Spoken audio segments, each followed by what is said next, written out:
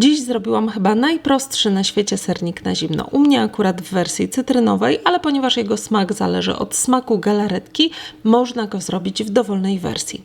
Jeśli na przykład nie przepadasz za cytrynowym smakiem, to możesz wziąć galaretkę truskawkową albo malinową. Do środka można też wrzucić dowolne owoce, mogą być to maliny czy kawałki truskawek. 2 galaretki, u mnie jak już wspominałam cytrynowe, rozpuściłam w 400 ml gorącej wody. 400 ml to jest takie 2 razy 2/3 szklanki. Kiedy galaretka już dokładnie się rozpuściła, odstawiłam całość do wystygnięcia. Galaretka musi być zimna przy dodawaniu do sera. Moja była wciąż płynna, bo jak zwykle mi się śpieszyło, ale uważam, że lepiej poczekać, aż trochę zacznie tężeć.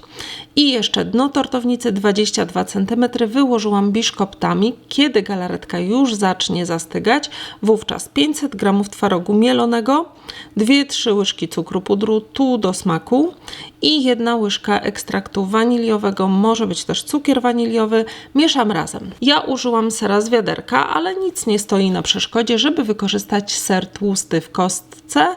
Sernik na pewno będzie jeszcze lepszy, tylko trzeba taki ser wcześniej bardzo dokładnie zblendować, przetrzeć przez sito albo zmielić, żeby był gładki.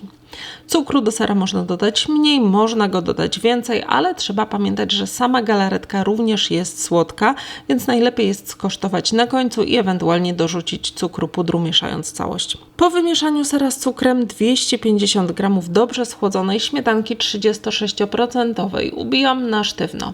I teraz do sera dodaję zimną galaretkę i mieszam tak, żeby całość była gładka. Odradzam użycie miksera, bo masa jest na tyle rzadka, że będzie strasznie chlapało.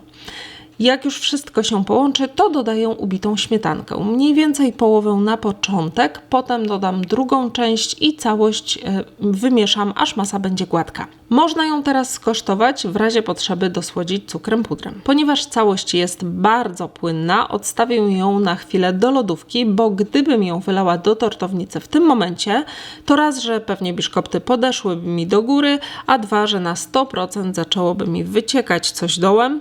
Moja tortownica absolutnie nie jest szczelna, ale już zamówiłam sobie 2 nowe tortownice, pewnie niedługo pojawią się w nowych filmach, więc zobaczymy, czy jakość jest warta ceny, które za nie zapłaciłam.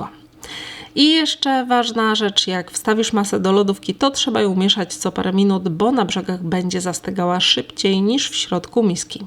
Gdy jest już taka, jak tutaj widzisz, czyli wyraźnie tężejąca, to można ją wylewać na biszkopty.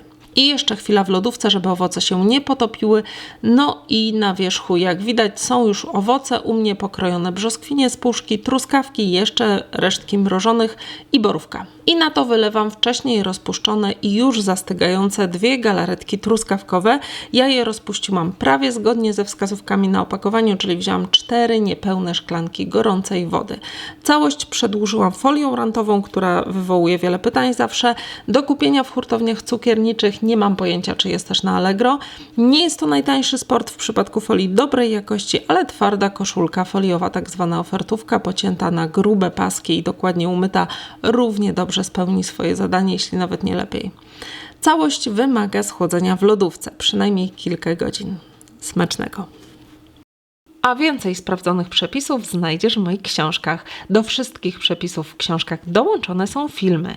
Kup pakiet już teraz na sklep.orchideli.com. Zapraszam serdecznie.